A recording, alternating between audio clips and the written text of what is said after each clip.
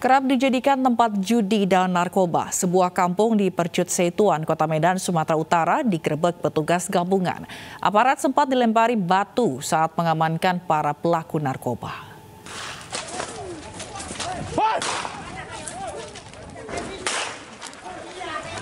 Tembakan peringatan ke udara ini terpaksa diletuskan petugas kepolisian saat akan menangkap sejumlah pelaku narkoba di kawasan Setuan, Kota Medan, Sumatera Utara. Terduga pengguna narkoba yang terkejut pun kocar-kacir saat melihat kedatangan aparat. Polisi pun melakukan penyisiran lokasi dengan menggerebek sebuah rumah yang diduga dijadikan tempat pesta dan transaksi narkoba.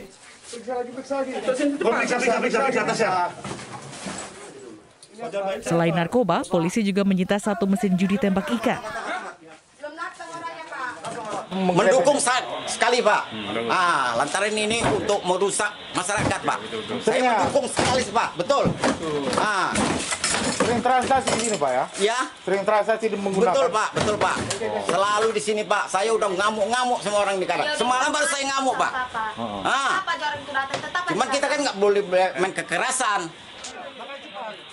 Dalam penggerebekan ini, sedikitnya 6 terduga pelaku narkoba yang terdiri dari 5 pria dan 1 wanita ditangkap untuk kemudian dibawa ke Polsek Percut Setuan. Akan tetapi, ketika hendak membawa para terduga pelaku keluar dari perkampungan, petugas sempat dilempari batu oleh komplotan pengedar narkoba.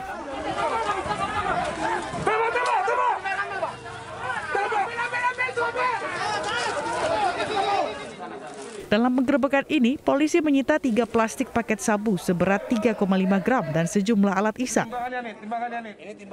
Itu kampung narkoba. Ibu di sana ikut juga narkoba? Atau jenis apa yang ibu pergunakan? Tadi ibu bilang inek. Ekstasi. Narkoba jenis sabu di dalam plastik klip seberat 3,5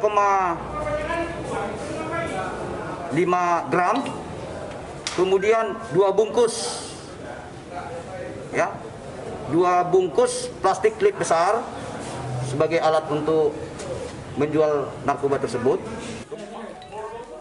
Para terduga pelaku narkoba yang ditangkap nantinya akan menjalani pemeriksaan urin dan penyelidikan mendalam.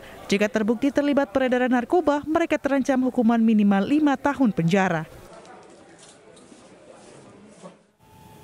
Satuan Reserse Narkoba Polres Jakarta Barat mengungkap peredaran narkotika antar provinsi.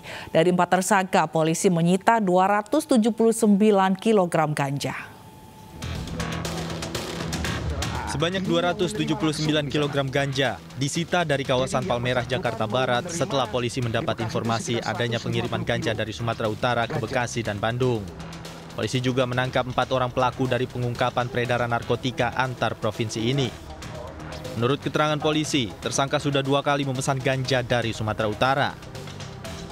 Pengungkapan jaringan narkotika jenis ganja yang berhasil kita amankan ada 4 tersangka sebenarnya, tapi saya akan jelaskan. Ya, kemudian ada 279 kg ganja yang memang ini adalah lintas provinsi, ya, kejahatan lintas provinsi yang kita mulai dari mengikuti sejak berangkat dari daerah Sumatera Utara, kemudian sampai dengan di Sumatera Barat yang berhasil kita amankan. Para tersangka terancam hukuman 20 tahun penjara.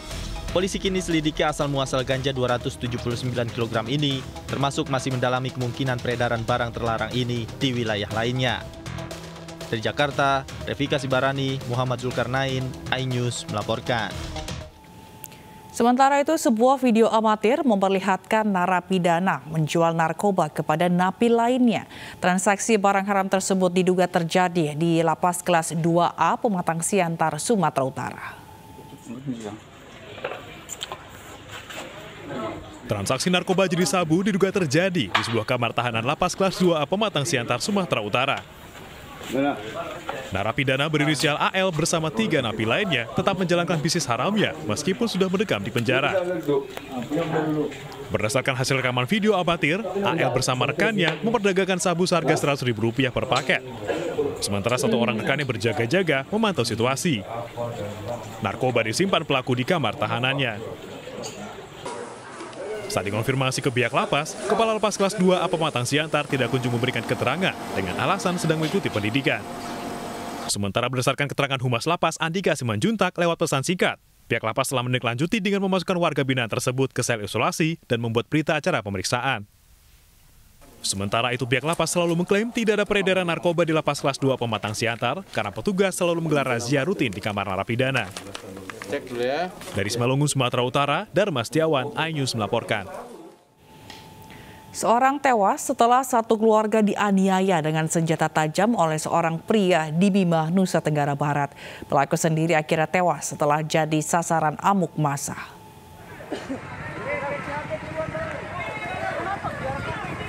Polisi berupaya memujuk pria berinisial S untuk menyerahkan senjata tajamnya setelah membacok 3 orang yang masih satu keluarga di Desa Sondosia, Kabupaten Bima, Nusa Tenggara Barat.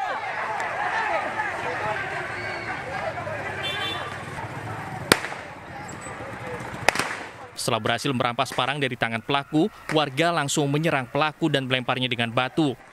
Polisi terpaksa melepaskan tembakan peringatan agar warga mundur. Pelaku yang merasa terancam merampas pistol dan menembak lengan salah satu anggota polisi. Pelaku sempat kabur ke rumah sakit Sondosia, namun pelaku akhirnya jadi sasaran amuk massa dan meninggal di halaman rumah sakit. Mendengar teriakan dari para korban yang dianiaya oleh pelaku, sehingga warga sekitar keluar ingin menangkap pelaku. Dan pelaku berusaha melakukan bunuh diri ya dengan menusukkan parangnya ke perutnya. Sebelumnya pelaku menyerang 3 saudara kandung yang sedang duduk di depan rumahnya menggunakan parang. Salah satu korban meninggal di tempat setelah alami luka bacokan di kepala, sementara 2 korban lain dirawat di RSUD Bima. Pelaku diketahui alami gangguan jiwa. Dari Bima, Nusa Tenggara Barat, Edi Irawan, iNews melaporkan. Pihak kepolisian menetapkan 22 tersangka dalam penyerangan di Kabupaten Yahukimo, Papua yang terjadi pada Minggu 3 Oktober lalu. Sementara situasi di Yahukimo saat ini juga sudah kondusif.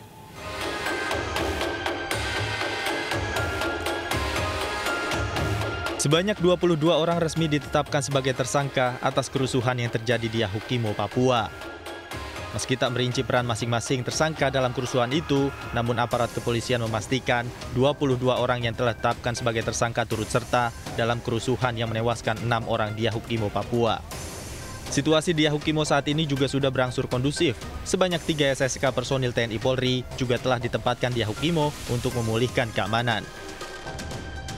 Penyidik telah menindaklanjuti kasus tersebut dan sudah dalam proses penyidikan dan telah menetapkan 22 tersangka di dalam kasus di Yahukimo tersebut.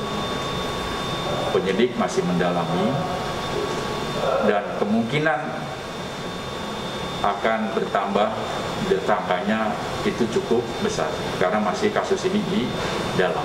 Untuk sementara 22 orang telah ditetapkan sebagai tersangka.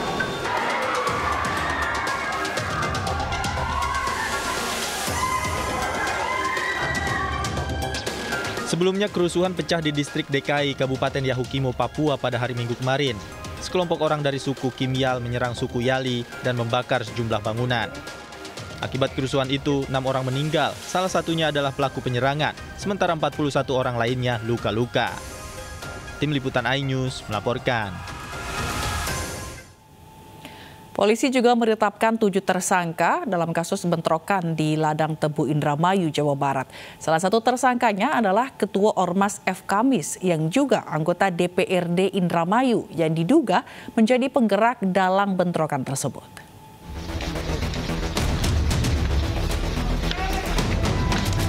Polisi gerak cepat mengusut kasus bentrokan antar petani tebu di Indramayu, Jawa Barat. Setelah menangkap beberapa orang yang terlibat bentrokan, polisi menetapkan 7 aktivitas Ormas F. Kamis termasuk ketuanya sebagai tersangka. 2 pelaku pembacokan petani tebu masih diburu polisi. Menurut polisi, bentrokan dioteki oleh Ketua Ormas FKMIS T yang juga anggota DPRD Indramayu. Jadi peran ketua dari FKMIS ini adalah yang menggerakkan, yang menghasut, ya, untuk melakukan perlawanan baik kepada masyarakat petani penggarap yang bermitra dengan PG Jati 7 atau PT Raja Wali PG Jati 7 ini, dan juga melawan aparat. Ya, beberapa waktu yang lalu kami melaksanakan upaya penindakan terhadap orang-orang tersebut dan kita dihadang oleh orang-orang yang membawa senjata tajam. Polisi menyita sejumlah barang bukti batu dan senjata tajam yang digunakan massa mengeroyok 2 petani tebu.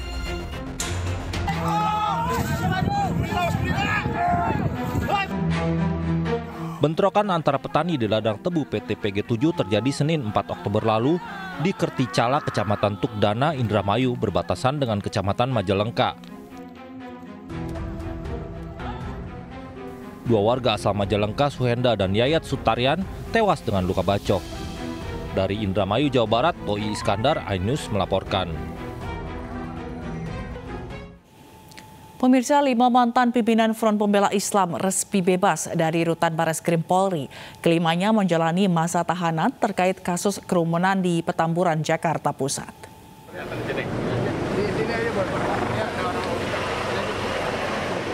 Mantan Ketua Umum Front Pembela Islam Ahmad Sabri Lubis dan 4 petinggi FPI bebas dari rumah tahanan Bareskrim Polri Rabu pagi. Selain Sabri Lubis, mereka yang bebas adalah Haris Ubaidillah, Ali Alwi Alatas, Idrul Al-Habsi, dan Maman Suryadi. Non-moralnya yang kita bisa ada juga yang menjamin. Mereka menjalani 8 bulan masa tahanan dalam kasus pelanggaran kekarantinaan kesehatan di Petamburan, Jakarta Pusat. Kebenaran dan terus dalam rangka melawan kesulitan. Atas nama saya dan kawan-kawan mengucapkan terima kasih banyak. Yang pertama kepada Karutan. Dan juga Kabak Tahti yang alhamdulillah sejak pertama kali kami masuk di rutan ini, alhamdulillah kami mendapatkan kemudahan. Kami boleh untuk mengajar di masjid rutin, ya, setiap hari kami mengajar. Kemudian ada kegiatan ibadah juga diberikan kemudahan dengan mudah. Ahmad Sabri Lubis dan 4 mantan petinggi FPI divonis 8 bulan penjara dalam kasus pelanggaran kekarantinaan kesehatan di Petamburan. Mereka sempat mengajukan kasasi, namun Mahkamah Agung menolaknya. Dari Jakarta, Helmi Sajangbati, iNews melaporkan. Pendakwah Ustadz Solmed melaporkan panitia pengajian yang menudingnya membatalkan acara secara sepihak. Laporan dibuat di Polda Jawa Barat atas dugaan pencemaran nama baik. Ustadz Soleh Mahmud Nasution atau akrab disapa Ustadz Solmed melaporkan 2 orang bernama Suwarna dan Tisna ke Polda Jawa Barat atas dugaan pencemaran nama baik. Salah satunya merupakan panitia pengajian sekaligus Lurah Cisewu, Garut, Jawa Barat. Sebelumnya Ustadz Solmed meminta panitia pengajian untuk meminta maaf karena menuding dirinya sengaja tidak menghadiri pengajian di Kecamatan Cisewu. Menurut Ustadz Solmed, dirinya batal ke lokasi pengajian karena akses jalan terhalang longsor. Hak saya untuk melapor dalam rangka mengklirkan persoalan ini agar supaya tuduhan-tuduhan yang disampaikan oleh Pak Suwarna ya bisa diberikan gitu ya. Jadi jangan hanya melontarkan opini di publik, tapi buktikan dengan tanggung jawab. Ya diantaranya dia menganggap dia melontarkan bahwa saya menipu. Ustadz Solmed mengaku telah memberikan peluang damai kepada 2 orang yang ia laporkan. Namun hingga batas waktu yang ditentukan, tidak ada permintaan maaf dari keduanya. Dari Bandung, Jawa Barat, Muji Prayitno, iNews melaporkan. Musisi Erdian Aji Prihartanto alias Anji dituntut 5 bulan rehabilitasi dalam kasus kepemilikan ganja. Setelah sidang yang menghadirkan 2 saksi pekan lalu, musisi Anji kembali menjalani sidang tuntutan atas kasus kepemilikan ganja. Anji dituntut 5 bulan rehabilitasi karena jaksa meyakini Anji melanggar pasal 127 ayat 1 huruf A Undang-Undang Nomor 35 Tahun 2009 tentang narkotika. Anji ditangkap polisi di rumahnya 11 Juni lalu dan dinyatakan positif ganja. Anji pun telah menjalani rehabilitasi selama hampir 3 bulan di RSKO Cibubur.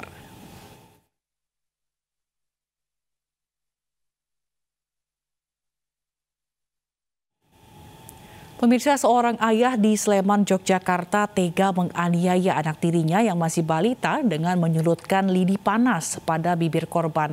Atas perbuatannya, pelaku terancam 3 tahun penjara.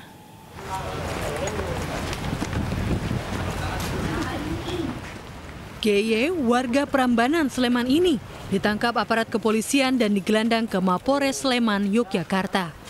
Pria berusia 24 tahun ini ditangkap karena menganiaya anak perempuan tirinya yang masih balita. Penganiayaan terhadap balita terbongkar saat ibu korban melihat luka di bibir yang tak biasa. Setelah ditelusuri, ternyata bekas luka ini akibat sulutan lidi panas oleh ayah tirinya. Dari situlah